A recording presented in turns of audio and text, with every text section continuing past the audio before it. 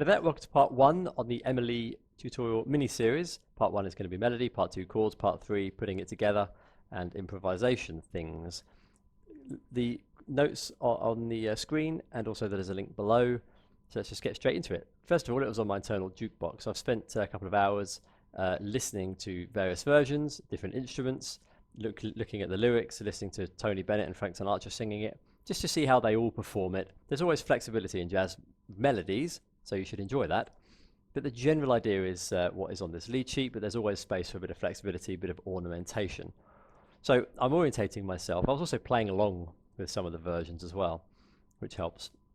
So it's now internalized. I'm not cheating. I don't have the lead sheet anywhere. It's just internalized, as I'd like it to be for you in preparation for part 2. So I've orientated myself in the master key of G, which is the key of this piece, but you can play in any key if you want, of course, because we're going to learn the chords with numbers in part 2.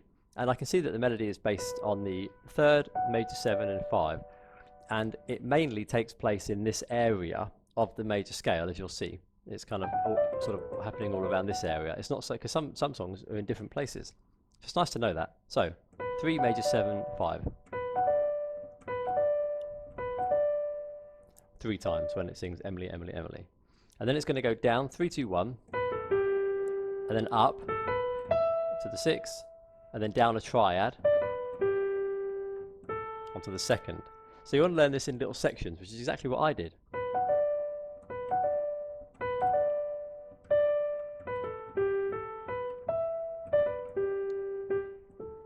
Like that. And get it into your fingers. Now, you don't want to get stuck in the trap of fixed fingering, playing it all the same way every time, because you'll never play like that. So try and get used to maybe playing it with just one finger, just to prove that you can see the notes and you're not doing it by finger memory. Down the triad, onto the 2nd, and maybe do it with the left hand.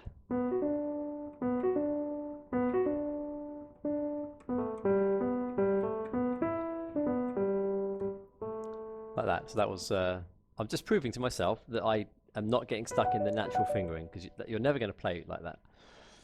It's always going to be different every time. Now, the next part is a sudden change in the keys, in the chord, but we'll worry about that in part 2 for the chords. But the melody is just simply going 3 times B to E. So down the triad, 2nd, and then it's just going to suddenly go B to E 3 times. Like that. And then you're going to see it's going to go down again. It's going to go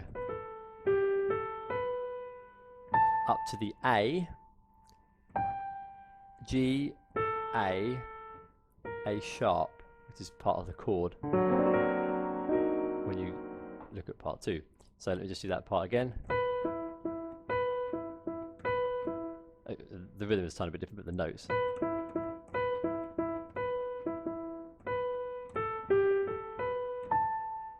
Quite nice up to the 9, or 2nd, but 9 is nice.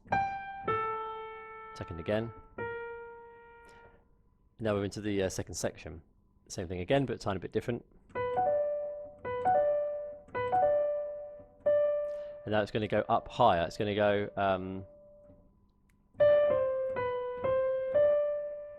B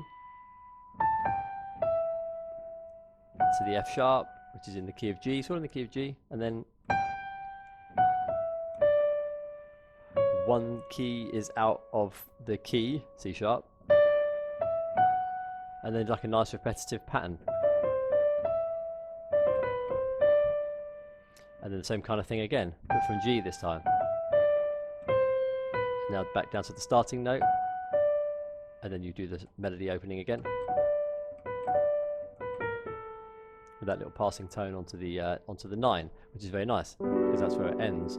So I've learnt that by getting on my internal Jukebox, looking at the lyrics, listening to different instruments playing it. Paul Desmond was one on saxophone, was another nice one, and of course Bill Evans and Oscar Peterson and a couple of others. And then I was playing along with it, and that was kind of before I actually looked at the score. Then I got the score and started to just sort of refine it, make sure I'd heard it correctly, make sure I wasn't doing anything completely wrong or crazy, and just refined it. And once I had got the pattern down, I no longer looked at the lead sheet. So don't be distracted by looking at the lead sheet all the time, because that is the first thing you want to remove, the lead sheet. And in part 2, when you've mastered the chords, you're going to throw the lead sheet away and never look at it again, because the chord progression, I haven't studied it in detail, but I can see it's very easy. It's just the one, I can already see the first chords are just 1, 6, 2, 5, of course, already. So it seems to be quite an easy piece to play in terms of chords. And that's it. And then I've just, reinforced the melody by playing it with only one finger, maybe just playing it with octaves. Avoid the finger, that sort of muscle memory thing, as they call it. And even playing the melody with my left hand. It just drills that you truly, truly know it. And of course, away from the piano, I was also going over the melody in my mind on my internal piano, all these kinds of things. Coming to the piano was kind of last, really. So hopefully you are ready for or you will be ready for part 2, and where we're going to look at the chords and make them all nice and tasty. So there you go. As always, likes, comments, subscriptions, always welcome. Have a look at my video management website, water pianism syllabus, and perhaps Patreon. And I will see you in the next video. All the best, and bye for now.